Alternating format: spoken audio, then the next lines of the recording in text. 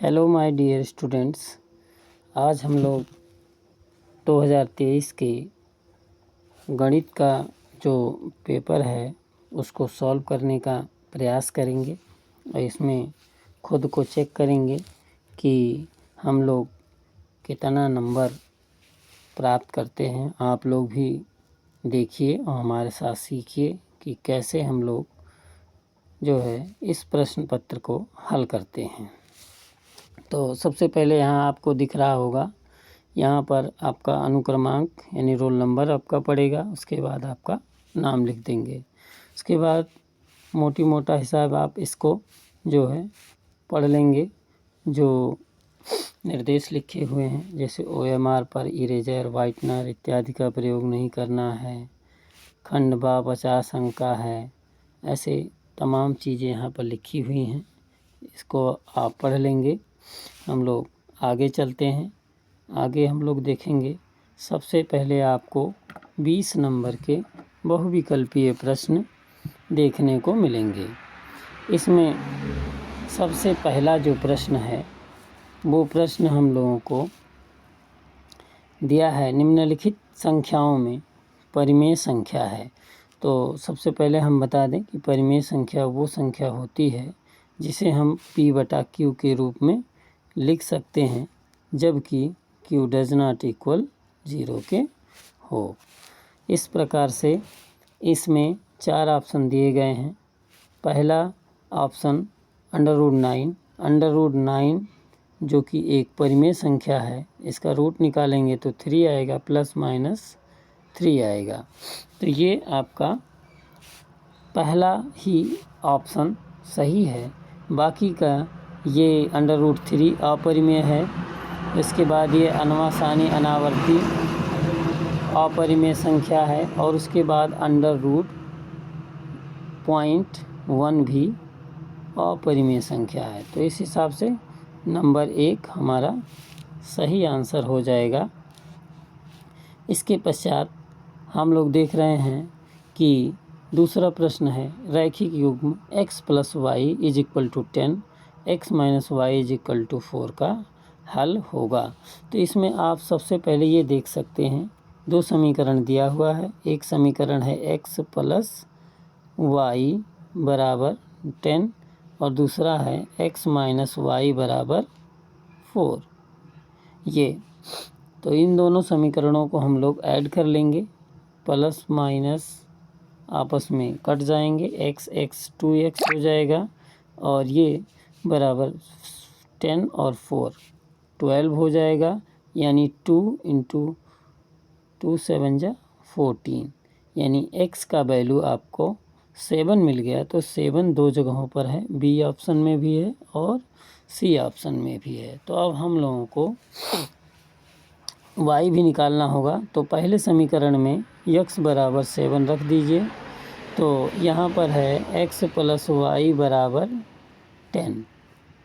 यहाँ पर लिख लेते हैं x + y = 10 है। यहाँ x की जगह पर 7 रखेंगे, y बराबर ये 10, 7 उसमें y में से घट जाएगा तो आपका आ जाएगा 3, y का वैल्यू आ जाएगा 3। तो यहाँ पर B ऑप्शन में आपको दिख रहा होगा x = 7 और y = 3।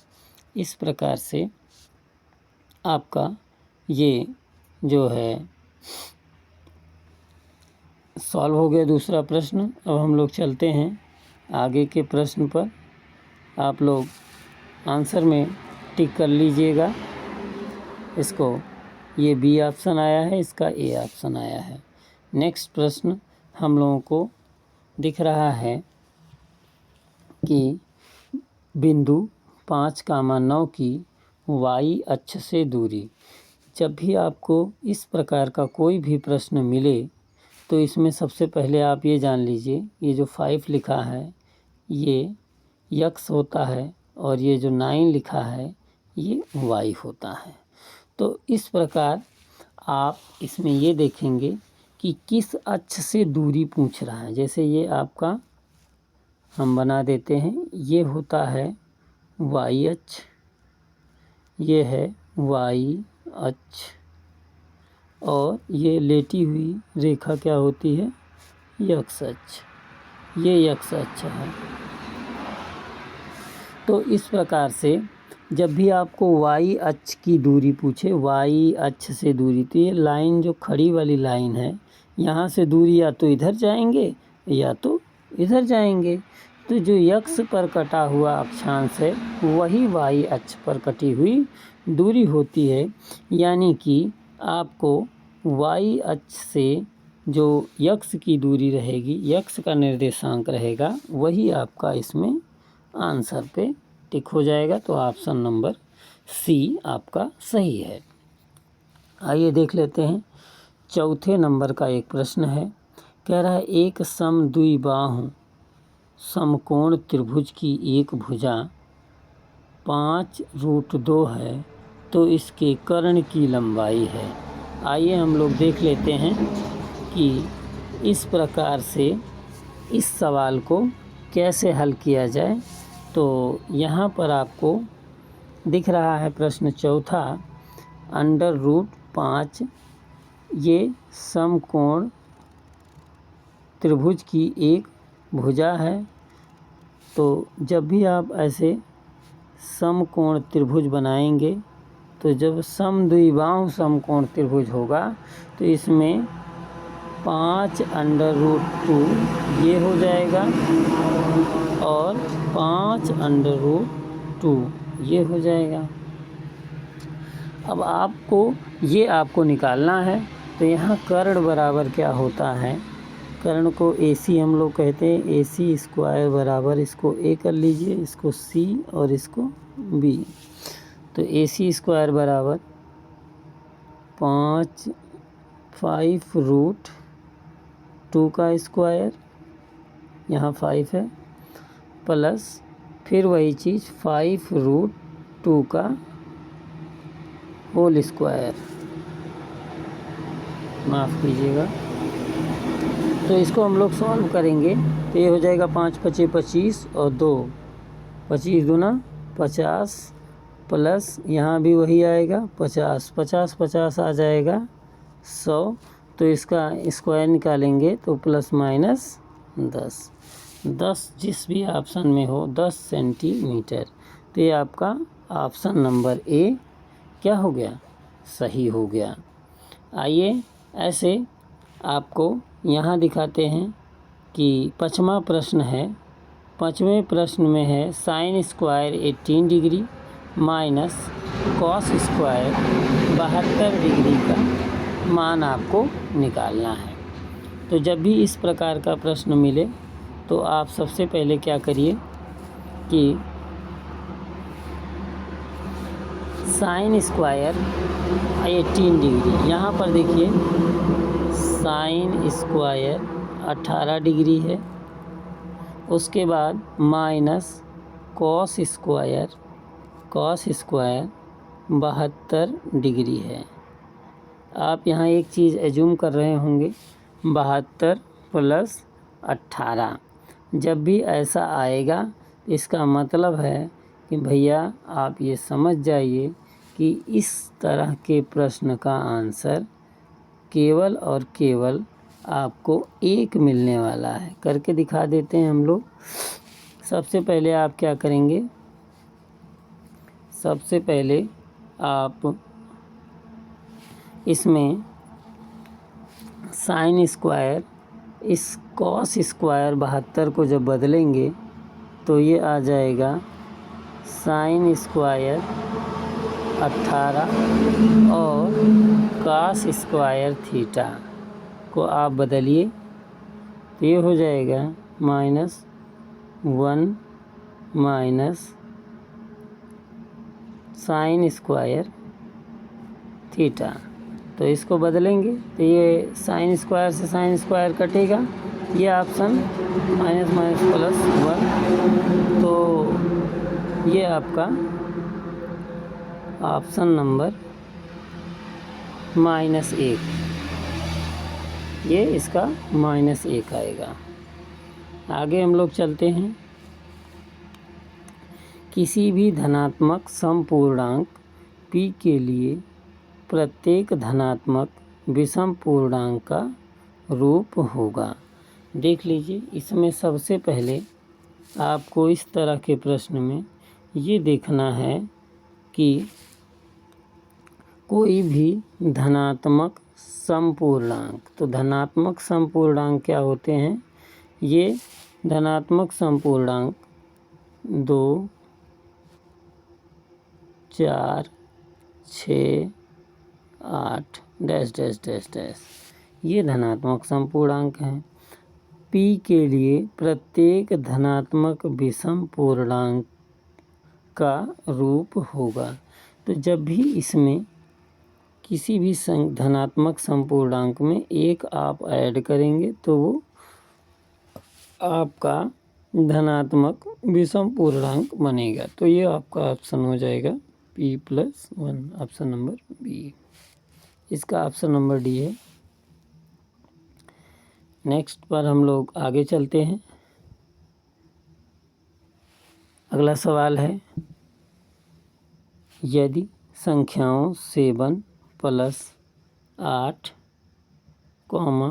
x, 11, 14 का माध्य x है तो x का मान ज्ञात कीजिए।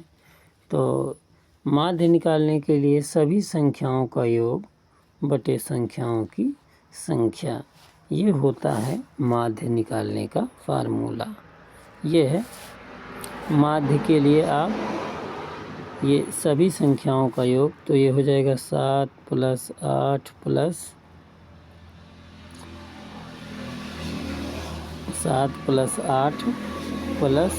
x + 11 + 14,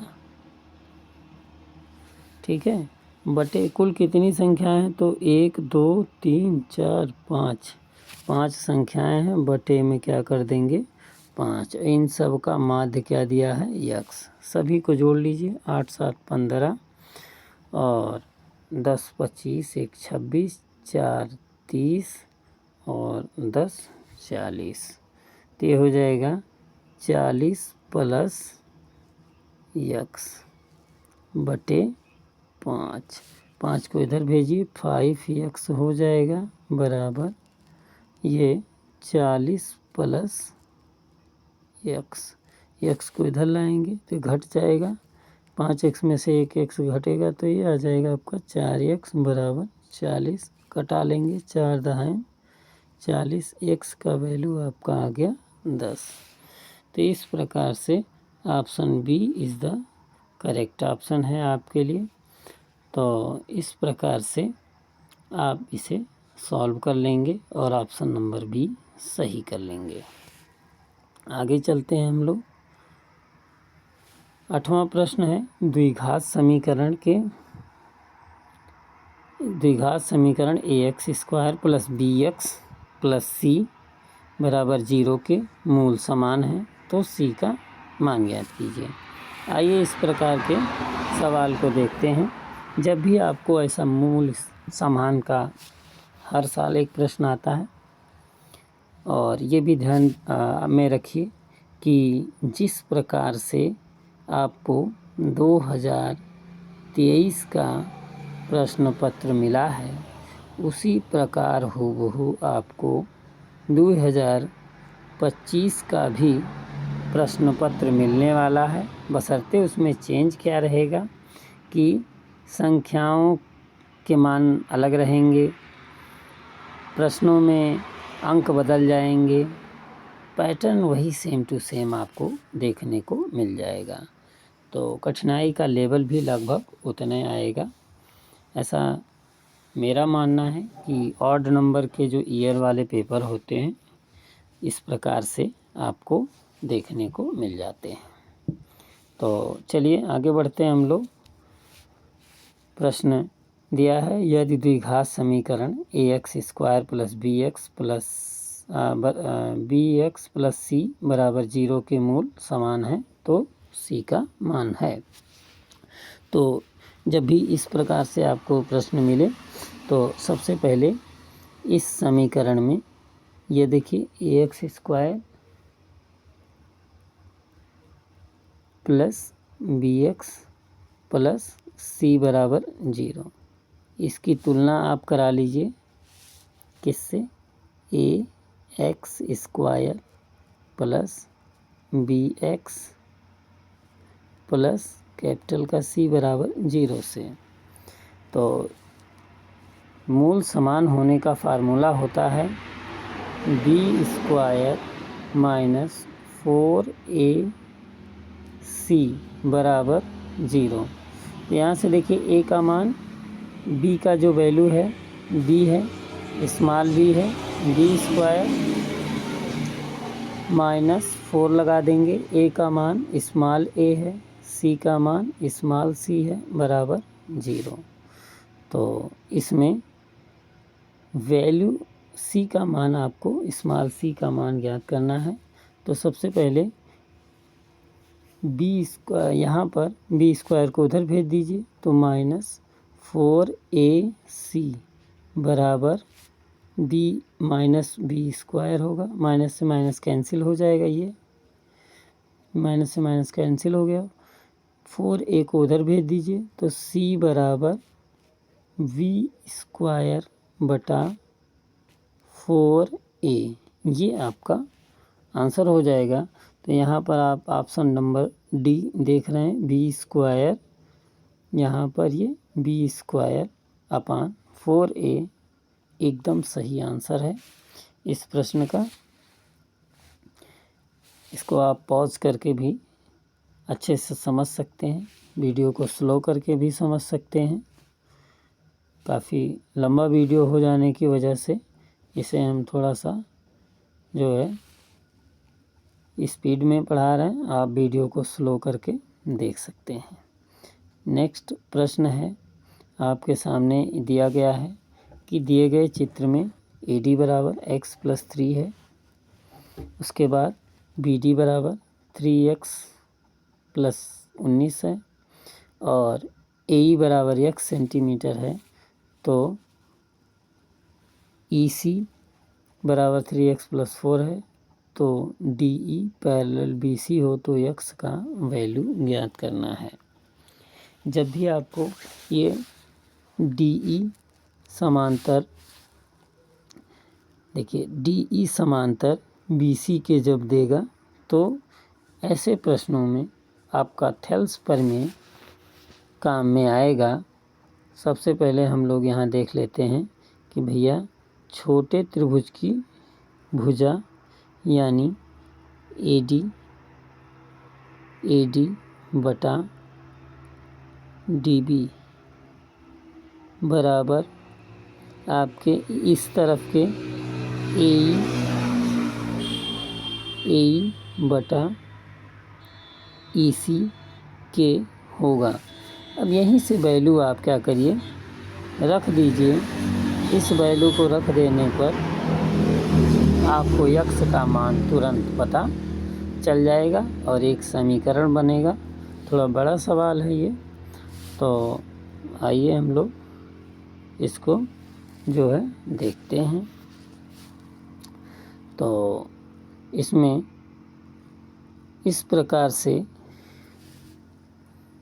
अब आप लिखिए AD का वैल्यू, AD बराबर x प्लस 3 और 1 मिनट यहाँ नहीं लिखना है, यहीं से देखना है वैल्यू,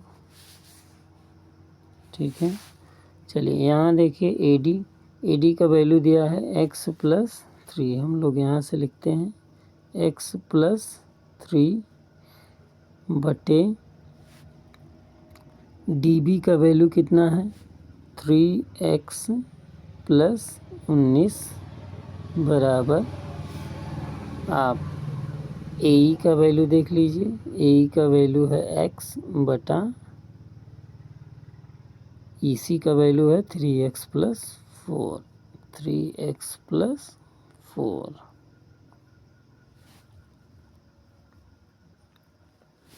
यहाँ पर अब इन दोनों समीकरणों को दोनों तरफ का गुणा करा के इसे सॉल्व करेंगे।